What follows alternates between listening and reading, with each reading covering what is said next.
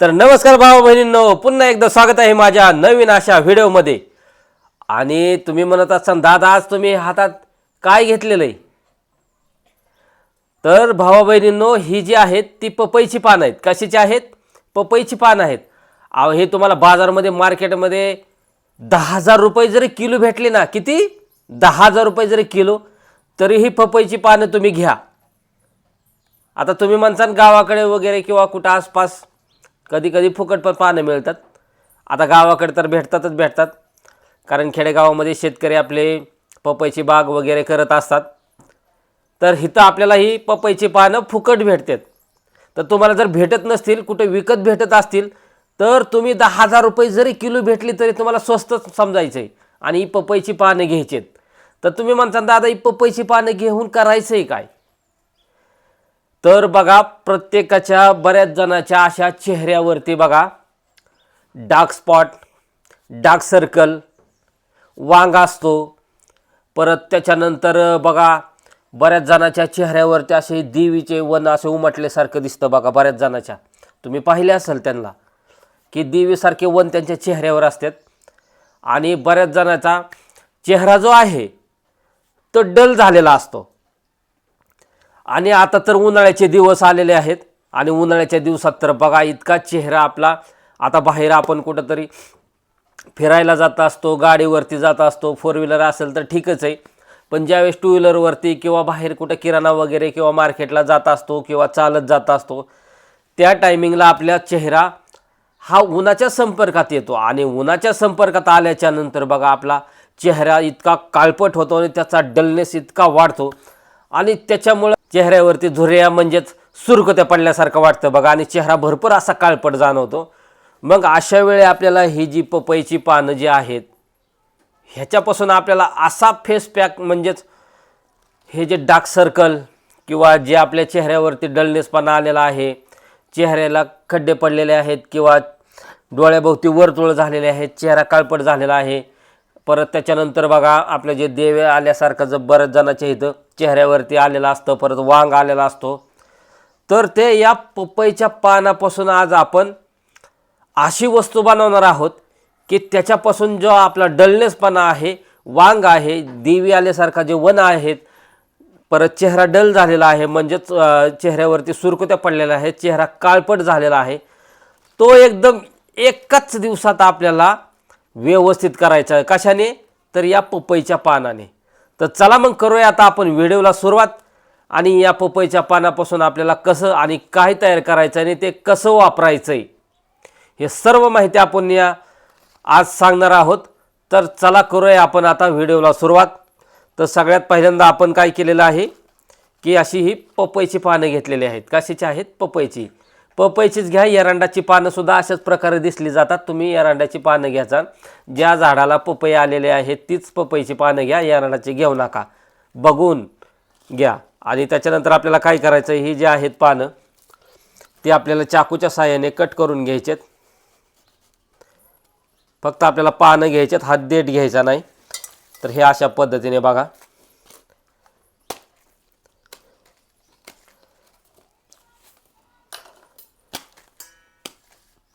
तर हे अशा पद्धतीने आता ही आपण पपईची पानं घेतलेली आहेत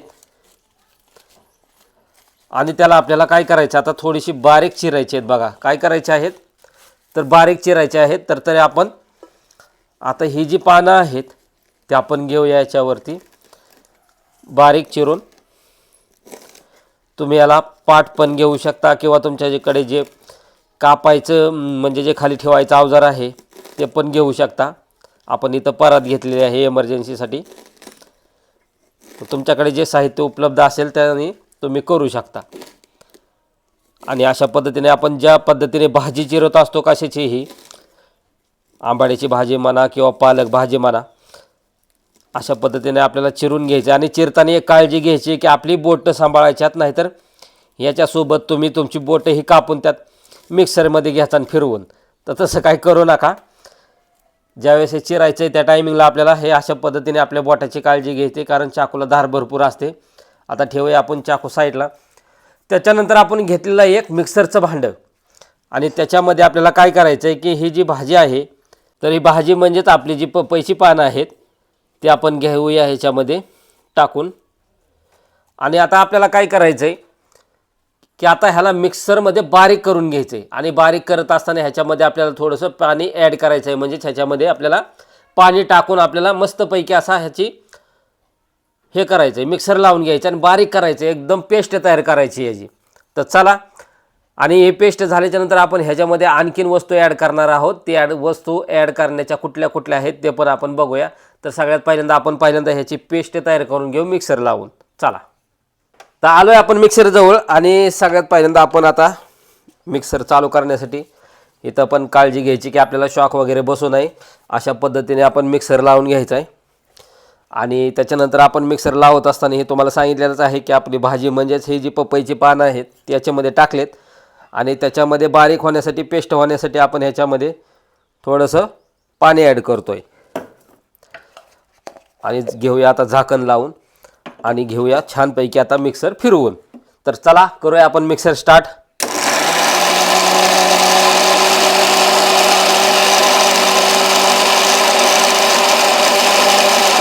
आता बघूया आपण मिक्सर बंद करून की आपलं जे आहे मिश्रण ते कितपत तयार झालं आहे. तर हे अशा पद्धतीने मिश्रण आपलं तयार झालं आहे. तर ह्याच्यामध्ये आपल्याला आणखीन पाणी ॲड करायचं आहे जेणेकरून त्याची पेस्ट जी आहे ती व्यवस्थित झाली पाहिजे. तर बघा, एवढं पाणी आपण ॲड केलं आहे. आणि परत एकदा मिक्सर आपण लावून घेऊ आणि ह्याची जी आहे ती पेस्ट तयार करून घेऊ.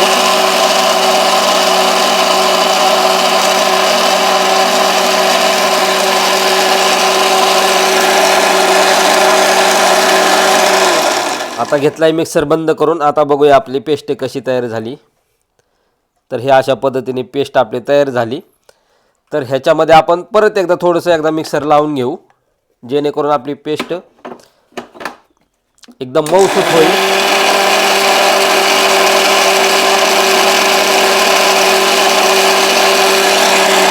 आणि आता घेऊया मिक्सर बंद करून. आणि मिक्सर बंद झाल्याच्या नंतर आपण हे बंद करून आता बटन मिक्सरची पिन काढून घेऊ. आणि आता बघूया आपली जी पेस्ट आहे ती कशा पद्धतीने तयार झाली ते बघू शकता तुम्ही. तर छान अशी आपली पेस्ट तयार झाली. आता याच्यानंतर पुढं काय करायचं आहे ते मी सांगतो तुम्हाला. तर आता आपली पेस्ट जी आहे ती छानपैकी आता आपण काय करूया, एका वाटीमध्ये घेऊया काढून. आता ही अशा पद्धतीने आपली जी पेस्ट आहे ती आपण छानपैकी वाटीमध्ये घेतलेली आहे काढून. बघू शकता तुम्ही, पपईच्या पानाची पेस्ट आहे. आणि त्याच्यानंतर आपल्याला काय करायचं आहे बघा, की साधारणतः आपल्याला याच्यामध्ये 1 ते 2 चमचे आपल्याला काय करायचं आहे, ॲड काय करायचं आहे तर बेसन ॲड करायचं आहे. इथं आपण घेतलेलं आहे बेसन, हे बघू शकता तुम्ही. आणि हे बेसन आपल्याला घ्यायचं आहे बघा, 1 ते 2 चमचे आपल्याला याच्यामध्ये घ्यायचे बेसन.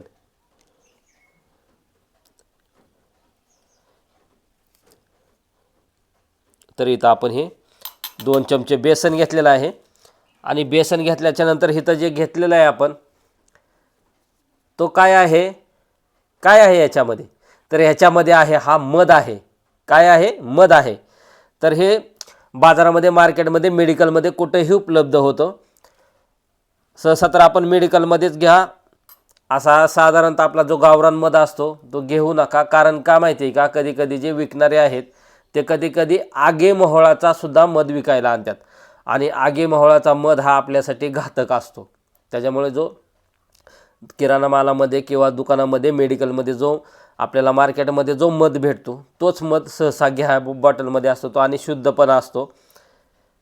त्याच्यामुळे आपण हा बॉटलमधला मध घ्यायचा. आणि तो किती घ्यायचा आपल्याला, तर आपल्याला साधारणतः 1 चमचाभर मध घ्यायचा आहे बघा ह्याच्यामध्ये. तर हा एवढा मध आपल्याला पुरेसा आहे. त्याच्यानंतर घेऊया आपण बॉटलचं टोपण लावून. आणि हे जे मिश्रण आहे ते आता आपल्याला याच्यामध्ये काय करायचं आहे, मिक्स करून घ्यायचं आहे बघा. आता छानपैकी हे जे मिश्रण आहे ते फेटून घ्यायचं आहे जेणेकरून या जे वस्तू आहेत आपल्या पपईचा रस, मध आणि जे बेसन आहे आपल्या डाळीच्या पिठाचं म्हणजेच हिरा बेसन आहे बाजारामध्ये बऱ्याच मार्केटचे, वेगळ्या मार्केटमध्ये वेगळ्या पद्धतीचे जे बेसन आहे ते भेटले जातं बघा. तर आपण इथं डाळीच्या पिठाचं बेसन घेतलेलं आहे. तुम्ही ते घरगुती पण बनवू शकता हरभऱ्याच्या डाळीपासून. आणि जर घरगुती नसेल बनवता येत आपल्याला तर तुम्ही किराणा मालामधून मार्केटमधून कुठेही बेसन घेऊ शकता. ते शक्यतो डाळीच्या पिठाचं बेसन असावं बघा, हरभऱ्याच्या डाळीचं, कारण ते शुद्ध असतं. आणि सहसा हिरा नावाचं बेसन घ्यायचं, कारण ते हरभऱ्याच्या डाळीपासून बनवलेलं असतं. म्हणून सहसा दुकानदाराला तुम्ही काय मागा की हरभऱ्याच्या डाळीचं म्हणजेच हिरा बेसन द्या आम्हाला. आणि हे अशा पद्धतीने आपलं आता हे मस्तपैकी जे मिश्रण आहे ते छान असं ह्याच्यामध्ये बघा आता तयार झालेलं आहे. मस्तपैकी फेटून पण झालेलं आहे, तयार पण झालेलं आहे. आणि दिसायला पण बघा आता हे आपले जे कंपनीमध्ये फेस पॅक वगैरे असं बनवलेलं असतात ते पण अशाच पद्धतीने दिसतात बघा छान. आणि तुम्हाला वाटत असेल ह्याचा वास वगैरे घाण येतो का, तर अजिबात येत नाही घाण वास, कारण आपण हे जे डाळीचं पीठ घेतलेलं आहे ते पण शुद्ध घेतलेलं आहे. मध पण आपल्याला चांगल्या कंपनीचा आपण घेतलेला आहे, त्याच्यामुळे त्याचा वास पण छान येतो आहे. त्याच्यामुळे काही वास पीस घाण येत नाही ह्याचा. आणि अशा पद्धतीने आपला हा पूर्ण असा जो पॅक आहे फेस पॅक तो तयार झालेला आहे. तर आता छान आपला असा हा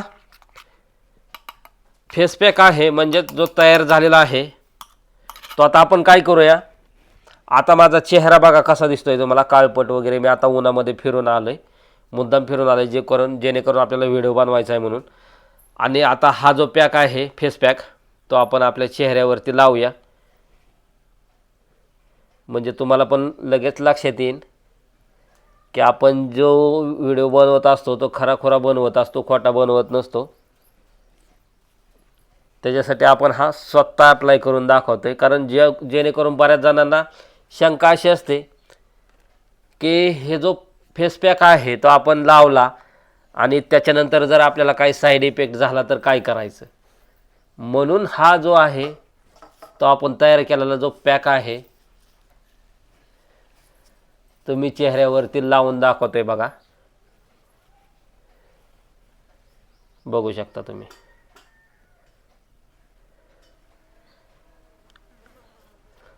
बघा, आणि हे आपण चेहऱ्यावरती अप्लाय केलेला आहे.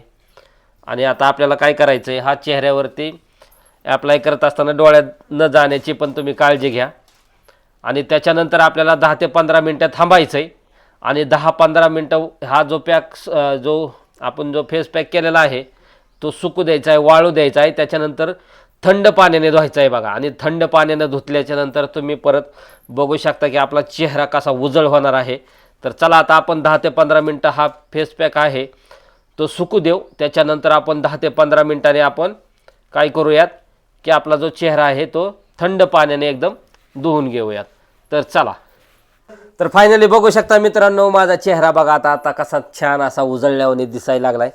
आणि सगळ्यात महत्त्वाचं म्हणजे बघा मित्रांनो, हा जो पॅक लावल्याच्या नंतर थोडीशी तुम्हाला जर चुनचुन जाणवायला लागली तर लगेच आपल्याला 10-15 मिनटं थांबायचं नाही, लगेच जाऊन आपला जो फेस पॅक आहे तो धुवून घ्यायचा आहे, लगेच धुवून घ्यायचा आहे. कारण प्रत्येकाचा चेहरा प्रत्येकच गोष्टीला सूट होतो असं कधीच नाही.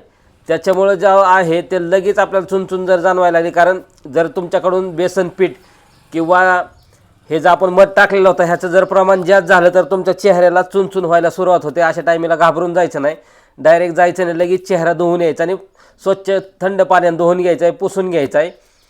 आणि सगळ्यात महत्त्वाचं म्हणजे हा जो फेस पॅक आहे तो कुणी लावायचा आहे आणि कुणी लावायचा नाही. तर सगळ्यात महत्त्वाचं म्हणजे हा लहान मुलांनी मुलींनी अजिबात हा फेस पॅक लावायचा नाही. तसेच ज्या गरोदर स्त्रिया माता ज्या आहेत त्यांनी पण हा फेस पॅक लावायचा नाही, म्हणजे गरोदर स्त्रीनी मातांनी लावायचा नाही. आणि सगळ्यात महत्त्वाचं म्हणजे ज्यांना कुणाला बीपीचा त्रास असेल किंवा ज्यांना कुणाला बाबा त्वचेचा कुठला रोग असेल, संसर्गजन्य रोग असेल, त्यांनी अजिबात हा फेस पॅक लावायचा नाही. ही सर्वात महत्त्वाची काळजी घ्यायची. आणि ह्या व्यतिरिक्त ज्यांना कुणालाही कसलाही त्रास नाही त्यांनी हा फेस पॅक लावायला काही सुद्धा अडचण नाही. त्याच्यामुळे अशा पद्धतीने तुम्ही फेस पॅक तयार करा आणि तुम्ही तर फायनली रिझल्ट बघताय बघा माझा चेहऱ्यावरती कसा दिसतोय. मगाशी कसा चेहरा दिसत होता आणि आता चेहरा माझा कसा दिसतोय. एकही डार्क स्पॉट किंवा काळपट असा चेहरा दिसत नाही.